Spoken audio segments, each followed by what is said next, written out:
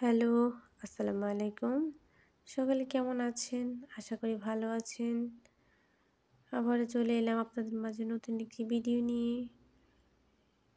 আজকে শুক্রবার। শুক্রবার মানেই ভালো কিছু রান্না করা। সকাল সকাল দেখি আমার জামাই বাজার থেকে মাংস কিনে নিয়ে আসছে। তার নাকি খুব মাংস খেতে মন চাইতেছে। তার জন্য 1 কেজি পরিমাণে মাংস কিনে নিয়ে আসলো। বলল যে এখনই রান্না করো। এই তো আমি মাংসগুলা পলিথিন থেকে নামিয়ে নিলাম একটা বোলের মধ্যে। মাংসগুলা খুব পিওর ছিল, কোনো চর্বি বা হাড্ডি এত বেশি ছিল না। খুব সুন্দর পিওর মাংস ছিল। তারপরে কলিজাও ছিল বেশ কয়েকটা। আজকে আপনাদের মাঝে শেয়ার করব মাংস মেরিনেট করার প্রসেস। এই তো দেখেন, এখানে মোটামুটি বড় সাইজের টুকরা ছিল মাংসের।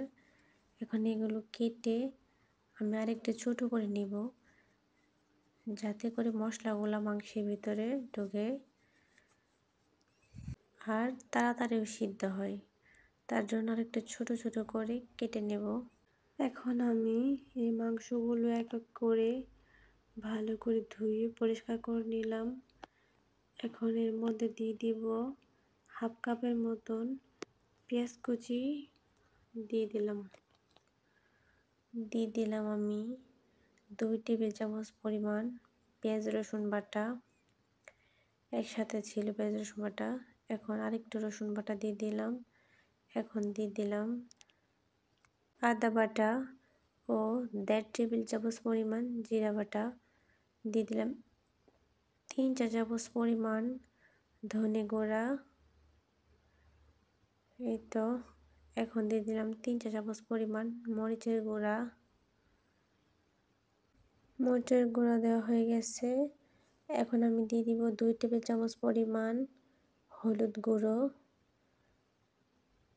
এখন দিয়ে দিলাম 2 টেবিল চামচ পরিমাণ গরম মশলার গুঁড়ো। দিয়ে দিলাম স্বাদ মতো লবণ। এগুলো দিয়ে ভালো করে একটু মাখিয়ে নিব।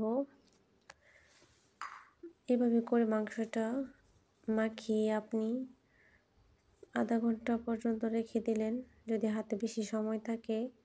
আর যদি সময় না থাকে তাহলে আপনি 10 মিনিট পর্যন্ত অন্তত পক্ষে রেখে দেবেন। তাহলে দেখবেন মাংসের মধ্যে সবগুলো মশলা ঢুকে গেছে।